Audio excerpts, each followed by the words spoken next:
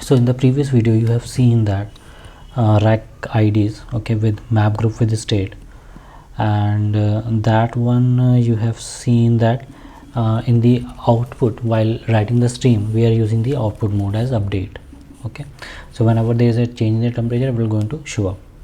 Next thing, when we are using the flat map, okay, so as you can see, let me close the functions first. Okay, and yeah, this is the flat map group with the state. Okay, and here I will be using the append. Why? Because I want to display when only the login time and the logout time of that session. Okay, in between I don't want what he is doing, okay, if he is browsing or not. I just need the initial and the final output, so that's why I'm using the append. So let me start it with this one where I'm just dumping all the JSON files, and this is the user activity. I'm just setting the watermark, and it will going to convert the data into the user activity. So user activity is nothing but your user case class user as a string, action, page, and timestamp. Okay,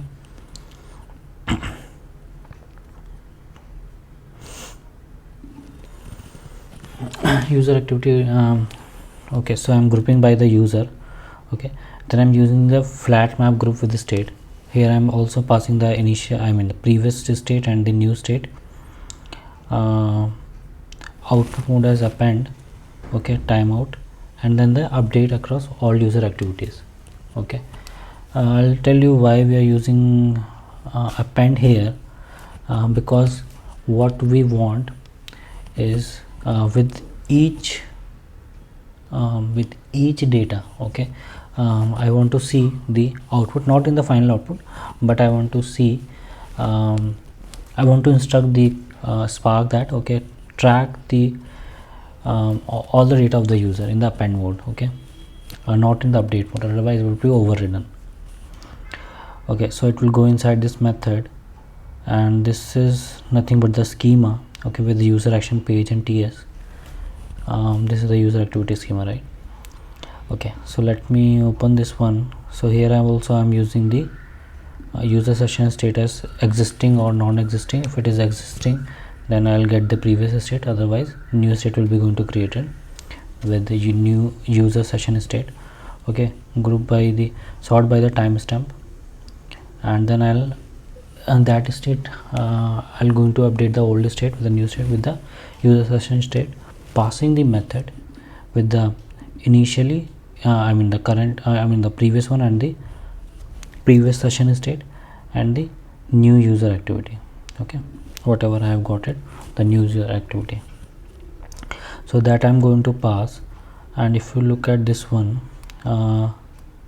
user activity, so in the file we are passing the actions, okay, if it is login, logout, or something else. If it is login, then it will be online.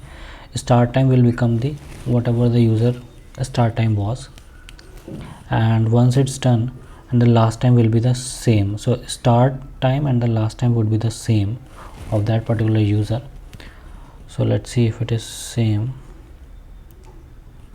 Okay, as you can see, it's same. Okay, 53, and end time is null because the user is not logged out. Number of pages he has visited, status is online, so it is login. Okay, page 1. This is not the correct output because I ran it 2-3 times. Okay, so first you need to place the file 1, then the file 2, then the file 3, and then only you will going to understand the exact behavior. Here I'm just showing you the column names and their corresponding data. Okay, so let me go back, and so next time if you are passing anything, okay, it will going to show up there in the output. Next thing is timeout, right? So this is where if I log in, I am just using the list, okay, list buffer containing all the users with the login information. Okay, so at what time he log in, and session timeout, I'll check if it is session is timeout or not, enabled or not. Okay, it should come in the output or not. Okay, So if the session is timeout and the session is ended, then what I want is I want to display that.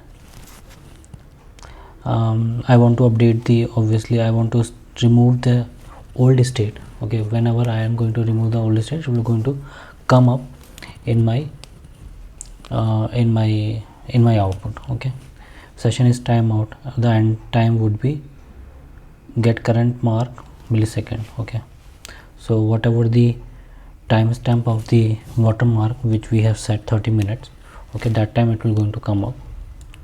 So if you see after 30 minutes it should log out. Okay, so 44 and 16, exactly half an hour. Okay, so that end time would be there if the session is logged out or session is time mode. Okay, and the old state is removed, and that state I am going to, same state I am going to put into the list. Otherwise I am going to update that session. Okay, update the old state, and I'll set the timeout as 2 minutes.